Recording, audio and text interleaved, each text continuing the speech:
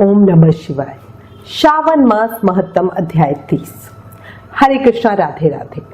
श्रावण मास महत्तम के अध्याय 29 में भगवान शिव ने ब्रह्मा जी के मानस पुत्र सनत कुमार को श्रावण मास में किए जाने वाले व्रतों का काल निर्णय बताया था, कौन सा कार्य कब करें।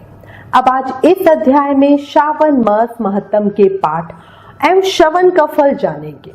शुरू करते हैं। भगवान शंकर बोले, हे सनत कुमार, मैंने आपसे श्रावण मास का कुछ महत्तम कहा है।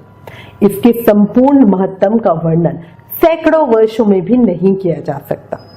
मेरी इस कल्याणी प्रिया सती ने दक्ष के यज्ञ में अपना शरीर दग्ध करके पुनः हिमालय की पुत्री के रूप में जन्म लिया। श्रावण मास में व्रत करने के कारण वह मुझे पुनः प्राप्त हुई, इसलिए श्रावण मुझे बहुत प्रियकर है। यह मास ना अधिक शीतल होता है और ना ही अधिक गर्म होता है। इस श्रावण मास में राजा और प्रजा दोनों को ही अपने शरीर में वैदिक मंत्रों द्वारा सफेद भस्म लगानी चाहिए। यह जल मिश्रित 12 त्रिपुंड, मस्तक, छाती, नाभि, दोनों बाहु, दोनों कोहनी, दोनों कलाई, कंठ, सर और पीठ, इन 12 स्थानों में त्रिपुट धारण करना चाहिए।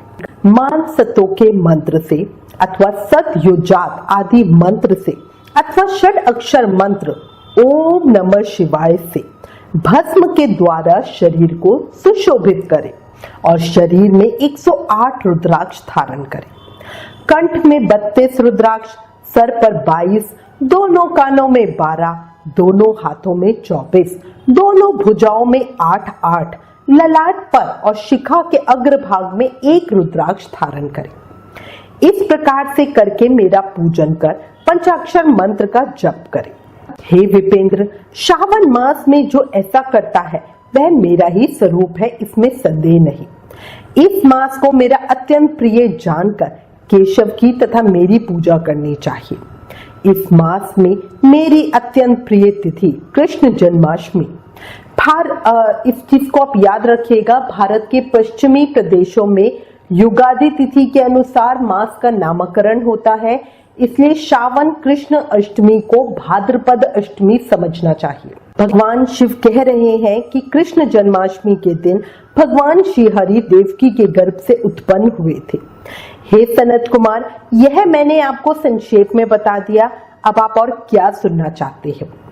सनत कुमार बोले, हे पार्वती पति, आपने श्रावण मास का जो कृत कहा उन्हें सुनकर आनंद सागर में निर्मग्न रहने के कारण और उनका वर्णन विस्तृत होने के कारण व्यवस्थित रूप से स्मृति नहीं बन पाई।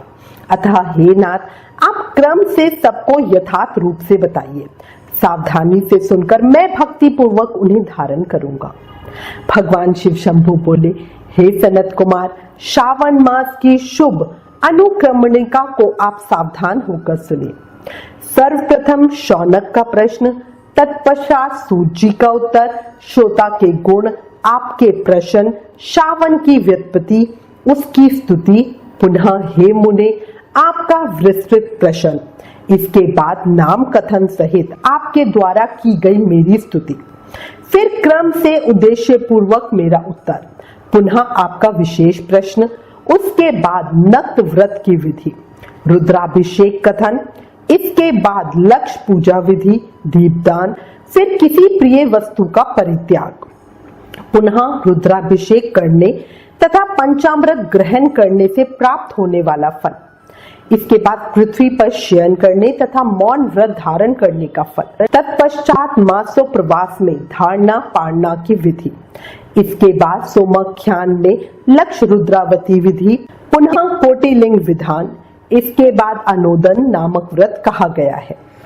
इसी व्रत में हविष्यान ग्रहण, पत्तल पर भोजन करना, शाक त्याग, भूमि पर शयन, प्रातः स्नान और दम तथा शम का वर्णन, उसके बाद स्फटिक आदि लिंगों में पूजा, जप का फल, उसके बाद प्रदक्षिणा, नमस्कार, वेद पारायण, पुरुष सूक्त की विधि, उसके बाद ग्रह होम की विधि, रवि सोम मंगल के व्रत का विस्तार पूर्वक वर्णन, पुनः बुध गुरु का व्रत, इसके बाद शुक्रवार के दिन जीवंतिका का व्रत, पुनः शनिवार को नरसिंह, शनि, वायुदेव और अश्वत्थ का पूजन, ये सब कहे गए हैं। उसके बाद रोटक व्रत का महत्तम, आदुंबर व्रत, स्वर्ण गौरी व्रत, दूर्वा गणपति व्रत, पंचमी तिथि में नाग व्रत, षष्ठी तिथि में सुपोदन व्रत, इसके बाद शीतला सप्तमी नामक व्रत, देवी का पवित्र रोपण, इसके बाद दुर्गा कुमारी की पूजा, आशा व्रत, उसके बाद दोनों एकादशियों का व्रत, पुनः श्रीहरि का पवित्र रोपण, पुनः त्रयोदशी तिथि को कामदेव की पूजा, उसके बाद शिवजी जी का पवित्र धारण, पुनः उपक्रम, उत्सर्जन तथा श्रावण कर्म, इसका वर्णन किया गया है। इसके बाद सर्प बलि, हयग्रीव जन्मोत्सव, सभादीप, रक्षाबंधन, संकटनाशन व्रत, कृष्ण जन्माष्टमी व्रत तथा उसकी कथा, पिठोर नामक व्रत, पोला नामक विषव्रत, कुश ग्रहण, नदियों का रजोधर्म, सिंह संक्रमण में गौप्रसव होने पर उसका शांति कर्म, कर्क सिंह संक्रमण काल में तथा श्रावण मास में स्नान दान महत्तम श्रवण, उसके बाद वाचक पूजा, इसके बाद अगस्त्य अर्धविधि, फिर क्रमों तथा व्रतों के काल का निर्णय बताया गया है। जो श्रावण मास महत्तम का पाठ करता है अथवा इसका श्रवण करता है, वह इस मास में किए गए व्रतों का फल प्राप्त करता है। हे सनत कुमार, आप इस शुभ अनुक्रम को अपने हृदय में धारण कीजिए। जो इस अध्याय को तथा श्रावण मास के महत्तम को सुनता है, वह उस फल को प्राप्त करता है जो फल सभी व्रतों का होता है। हे विप्रेश, अधिक कहने से क्या लाभ है? श्रावण मास में जो विधान किया गया है, उनमें से किसी एक व्रत का भी करने वाला मुझे प्रिय है। सूत जी बोले, हे शौनक, शिवजी जी के अमृतमय इस उत्तम वचन का अपने कर्णपुट से पान करके सनत कुमार आनंदित हुए और कृत हो गए। श्रावण मास की स्तुति करते हुए तथा हृदय में शिवजी जी का स्मरण करते हुए वे देव ऋषि शेष सनत कुमार शंकर जी की आज्ञा लेके चले गए। जिस किसी के समक्ष इस अत्यंत शेष रहस्य को प्रकाशित नहीं करना चाहिए, हे प्रभु, आपकी योग्यता देखकर ही मैंने इसे आपसे कहा है। इस प्रकार शिवस्कंद पुराण के अंतर्गत ईश्वर सनत कुमार संवाद में श्रावण मास महत्तम में अनुक्रमणिका कथन नामक 30वां अध्याय पूर्ण हुआ। इस 30वें अध्याय के सुनने सुनाने से सत्फल की प्राप्ति होती है। बोले सावन महत्तम की जय। हम सभी ने साथ मिलकर सावन मास का ये महत्तम सुना। भगवान शिव शंभू ने अपनी स्वयं की वाणी में इस महत्तम को सनत कुमार से कहा और आपने इस अध्याय में ये भी सुना है कि जो इस महत्तम को नियम से सुना है उसको सावन मास के सभी व्रतों का फल भी मिलेगा।